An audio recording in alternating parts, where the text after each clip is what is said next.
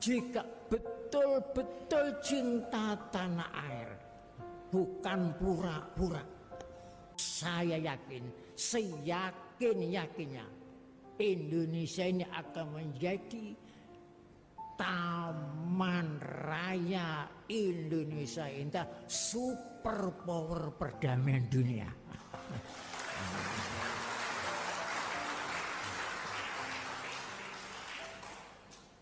Kalau betul-betul dilaksanakan sesuai dengan cita-cita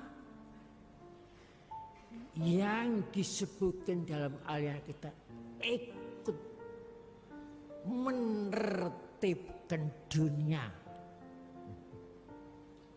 dengan dasar kemerdekaan, perdamaian abadi, keadilan sosial.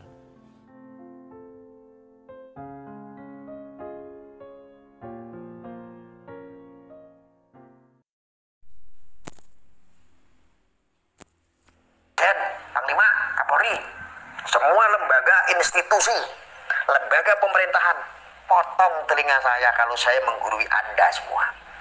Sebuah makna yang besar yang saat ini dibutuhkan oleh dunia hanya ada di Siddiqiyah, salah satunya. Tanpa memunafikan kehebatan Nahdlatul Ulama yang saya cintai, NU sampai mati bro. Tanpa memunafikan ada Muhammadiyah, Muhammadiyah yang saya cintai bro. Kenapa? Pendidikannya bro. Tetapi di sini ada Siddiqiyah bro, berdiri untuk bangsa dan mendirikan jati diri bangsa bro. Yes, itu solusinya, ya. Bagaimana negara ini dibangun? Bagaimana bangsa ini merdeka? Bukan republik ini, bukan, tapi bangsa ini. Bangsa. Berbicara bangsa ini. Tak kasih tahu kalau kamu pengen sejatinya tentang Soekarno, tentang syariat Islam, tentang isinin dunyolan sampai surga, tekan datangon ya Siddiqiyah. Nanti kamu akan ketemu semuanya. Datang ke Siddiqiyah. Indonesia, salah satu solusinya ada di Siddiqiyah. Tak kasih tahu kamu. Bangsa, negara, pemerintah, saya kasih tahu. Salah satu solusi untuk Indonesia menjadi mercusuar dunia, apapun itu solusinya, salah satunya ada di Siddiqiyah. Bukan khilafah, bukan khilafah ki apa? Lah kok teriak-teriak khilaf, khilaf, lu kebanyakan khilaf. Pakai ngerti? Paham? Paham. Nggak paham? Datang ke Siddiqiyah. Indonesia kalau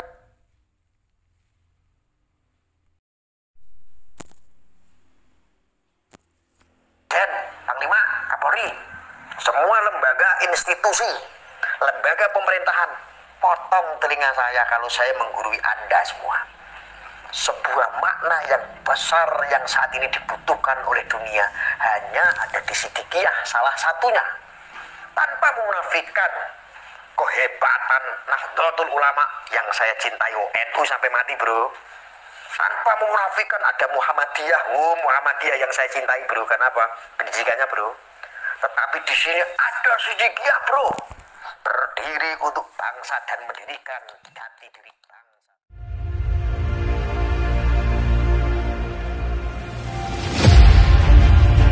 Sumpah Pemuda dan lahirnya lagu kebangsaan Indonesia Raya adalah peristiwa besar yang memicu terjadinya kemerdekaan bangsa Indonesia dan berdirinya NKRI. Itulah kenapa Sumpah Pemuda merupakan momen kebangkitan nasional yang sesungguhnya. Sebagai pemuda Indonesia, tentunya wajib untuk mensyukuri peristiwa tersebut.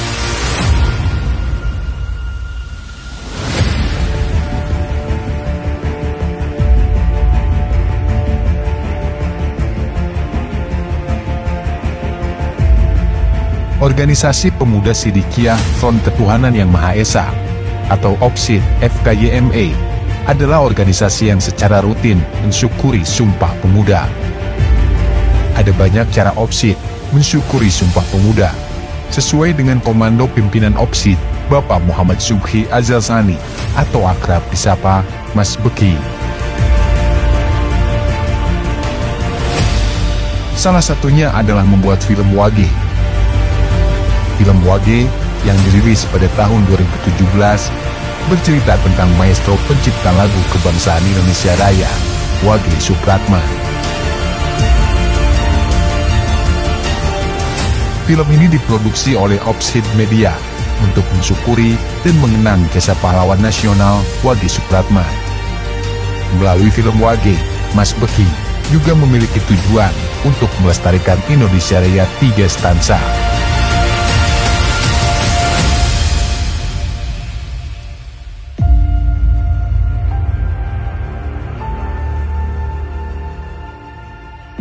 Selain membuat film, Opsid juga mengadakan berbagai santunan kepada fakir miskin. Salah satu bentuk santunan itu adalah jelajah desa.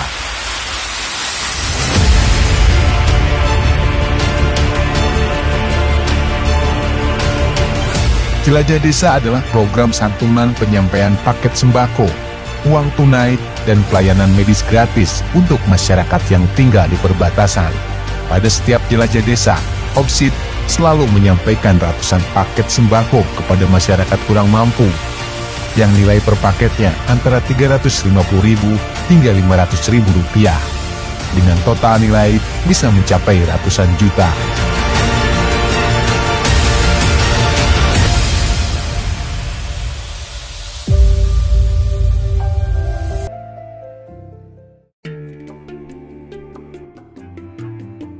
Assalamualaikum warahmatullahi wabarakatuh. Perkenalkan, nama saya Mar'atus Solihah. Saya dari organisasi Pemuda Sidikiyah Kabupaten Klaten sebagai ketua.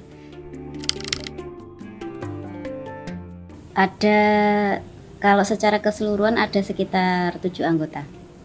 8 yang 1 almarhum. Dari 7 anggota, yang pertama saya sendiri, kemudian Jaharudin suami saya, Mbak Winda Wahyuningsih, kemudian Mas Rohim, ada juga Bapak Imam Sujarno, terus ada juga Heru Purwanto dan Mas Febri. Ada 7 orang. Opsid Klaten ini sudah berdiri sejak tahun berapa? Tahun 2016. 7 orang itu mungkin yang aktif sekitar 4 orang sampai 5 orang. Ya.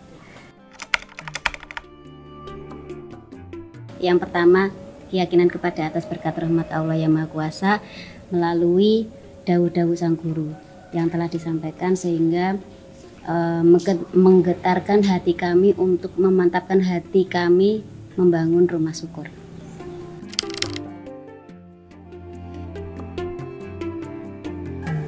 Kemarin itu sebenarnya kami itu untuk membangun rumah syukur itu spontanitas.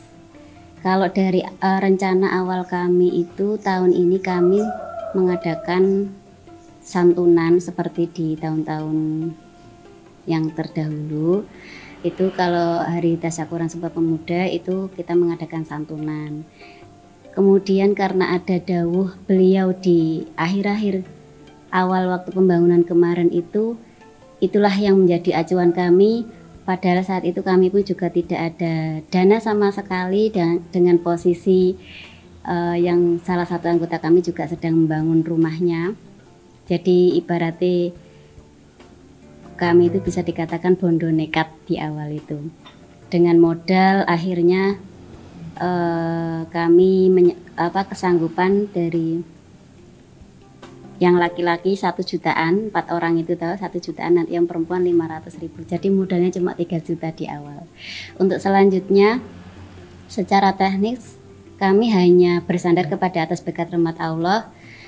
Kemudian mencoba mengajak warga Sidikiyah yang ada di Kabupaten Klaten untuk sama-sama membangun dengan kami mewujudkan rumah syukur tersebut itu. Namun setelah kami mengadakan forum di Fospos, itu sudah ada kesepakatan, dan 1 minggu setelah kurang lebih 1 minggu setelah penentuan itu, dari DPD Wonogiri meminta untuk gabung dengan kami, sehingga itu juga termasuk atas berkat rahmat Allah juga, karena dari 4 anggota Klaten itu sendiri juga tidak tahu menau tentang bangunan. Jadi alhamdulillah dari DPD Wonogiri itu ya alhamdulillah orangnya tukang-tukang semua. Akhirnya kita saling melengkapi dan berjalan sampai terwujudnya rumah syukur yang sekarang ini. Kita pendekatannya melalui forum Fosbos. Nah, nanti dari pengurus itulah yang bekerja dengan sendirinya. Ya walaupun tidak se-excited waktu pembangunan rumah syukur kebangsaan Indonesia Raya, namun tetap alhamdulillah dari warga Sidikiah Kabupaten Klaten sendiri tetap nyengkuyung baik dari konsumsi maupun tenaga dan dana. Produksi tempe. Mas Rahim juga sama produksi tempe. Jadi sebenarnya kalau pekerjaan itu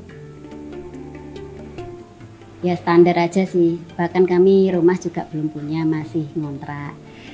Tapi ya alhamdulillah bisalah untuk sambil jalan sambil berjuang bisa. Ya betul sekali, kalau itu wajib karena itu penunjang perjuangan.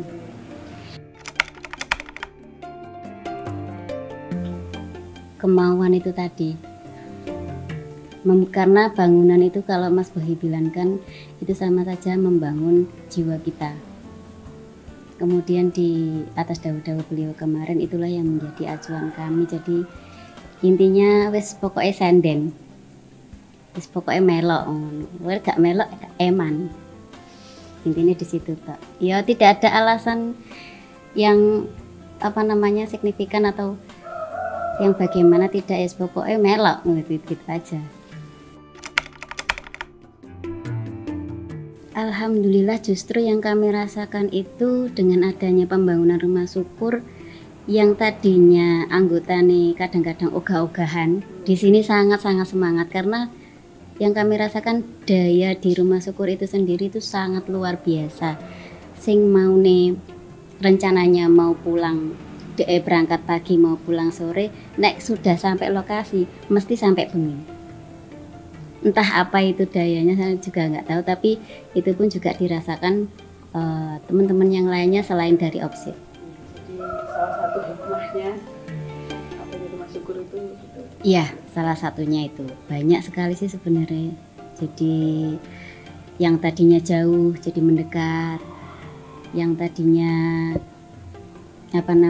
eman-eman sama dari segi ekonomi ini di sini langsung berubur lah intinya. Alhamdulillah ngalir gitu. Setiap hari kecuali kalau di hari-hari tertentu sing misalkan di rumah tidak belum terkondisikan dan sebagainya baru kami izin kayak gitu. Cuma kalau tidak ada halangan apapun setiap hari kami bolak-balik pulang pergi. Ya, kadang-kadang ya anaknya diajak nang rumah syukur. Enggak kadang-kadang, selalu always. Kemanapun bundanya pergi selalu ikut. Ada aja. Dan saya lihat juga ini karena di DPD itu anggotanya nggak banyak ya. Ketika membutuhkan untuk adanya opsi media untuk mengabarkan rumah syukur ya ada di sini. Iya betul. Itu gimana ceritanya? Ya itu tadi karena keterbatasan anggota dan kebetulan yang bisa sedikit bisa mengotak-atik atau bisa belajar masalah teknologi seperti ini itu kebetulan saya. Jadi ya udah sekalian aja. Terus pokoknya random. Iya, ya dibikin asik aja itu tadi. Terus pokoknya niatnya berjuang udah gitu aja. Totalitas.